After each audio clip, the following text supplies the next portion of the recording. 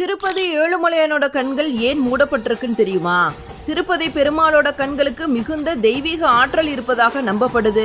ஏழுமலையானின் கண்களில் இருந்து வெளிப்படும் சக்தி வாய்ந்த கதிர்வீச்சை மனிதர்களால் தாங்க முடியாது. அப்படிங்கறனாலதான் திருப்பதி ஏழுமலையானோட கண்கள் நாமம் போட்டு மறைக்கப்பட்டிருக்கு. ஆனா வியாழக்கிழமை மட்டும் திருப்பதி பெருமாளோட கண்கள் திறந்திருக்கும். இதற்கான காரணம் என்னன்னா, வியாழக்கிழமை காலை பெருமாளுக்கு திருப்பாவாடை சேவை நடைபெறும். இதை அன்னக்கூடோற்சவம் சொல்லுவாங்க. வியாழக்கிழமை காலை 6 மணிக்கு திருப்பதி ஏழுமலையான் அணிந்துள்ள ஆபரணங்கள் எல்லாத்தையும் கலைந்துருவாங்க. பின்னர் பெருமாளுக்கு இடப்படும் நாமத்தோட அளவை நன்றாக குறைத்து கண்கள் நன்றாக தெரியும்படி செய்வாங்க. வெங்கடேச பெருமாளுக்கு எதிராக மலை போல புளியோதரையை குவித்து வைப்பாங்க.